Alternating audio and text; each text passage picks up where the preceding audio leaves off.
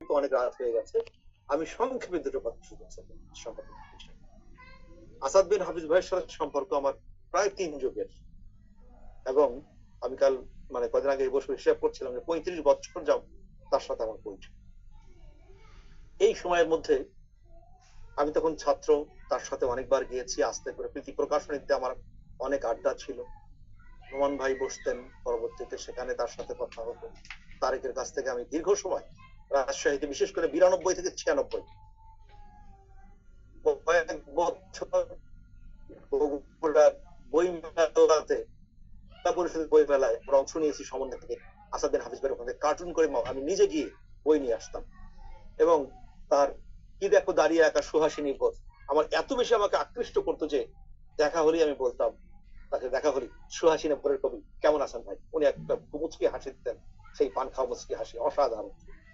এরপরে সেই যে সুহাসিনী ভোরের স্বপ্ন তিনি দেখিয়েছেন, সেই ভোরের স্বপ্নে আমরা সেখানে প্রথম কবিতার শেষ লাইনে তিনি যেভাবে আমাদেরকে আশ্বস্ত করেছেন, সুহাসিনী ভোরে নিশি যায় শোনা যায় দোয়েলের শীষ, হেরার ইগল দেখে পালায় খবিস, তুমিও সাহস রাখো কেটে যাবে রাত, কুয়াশা বিদীর্ণ করে আসবে প্রভাত।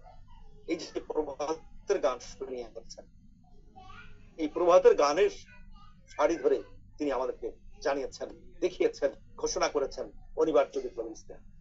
এবং অনিবার্য বিপ্লবের ইস্তেহার, তারপরে তিনি অবশেষে দেশপ্রেমিকরাই জয়ী হয়। কুসুম ফোটার দিন, অজগর রাত, নমরুদের খিলু, এভাবে অসংখ্য তার এগুলো কাব্যে অসংখ্য কবিতা পাঠলিপিকা এখনো রয়ে গেছে অনেকগুলো, এবং অসংখ্য গান ছড়া রয়ে গেছে। আমি সংক্ষেপে যে কথাটি বলতে চাই, একজন কবির দুটো বৈশিষ্ট্য কোরআনে আল্লাহ বলেছেন। একটা বৈশিষ্ট্য সম্পন্ন কবি হচ্ছে যারা যা বলে তা করে না, উদ্ভ্রান্তের মতো ঘুরে বেড়ায়, সূরা শুআরায় বলে দিয়েছে। আর এক কবি যারা নিজেরা ইল্লাল্লাযিনা আমানু দিয়ে আলাদা করেছে।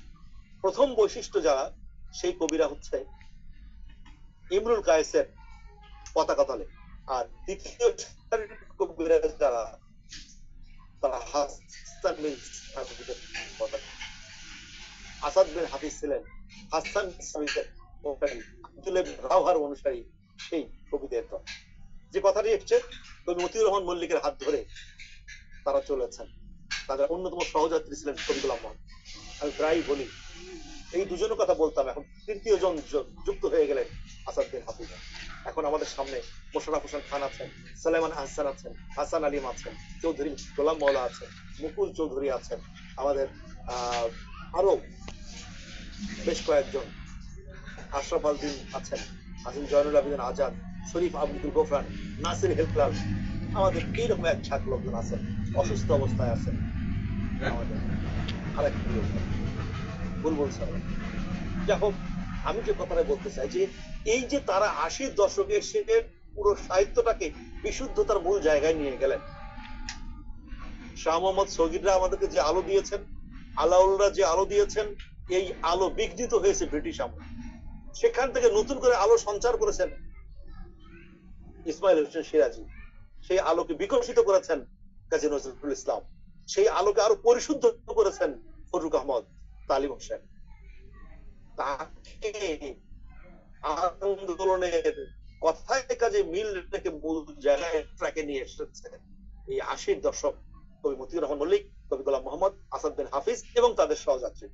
আসাদ বিন হাফিজ তিনি যেমন সাংগঠনিক তৎপরতায় ব্যস্ত ছিলেন, পাশাপাশি তিনি বিভিন্ন স্তরে স্তরে লিখেছেন। শিশুদের জন্য লিখেছেন আলোর হাসি ফুলের গান, কুকুরুকু, এরকম অনেক, ইয়াগো মিয়াগো, ভিন গ্রহের বন্ধু, জিনের সঙ্গে বসবাস, নতুন পৃথিবীর স্বপ্ন, এরকম অসংখ্য লেখা তিনি লিখেছেন শিশুদের উদ্দেশ্যে, কিশোরদের উদ্দেশ্যে।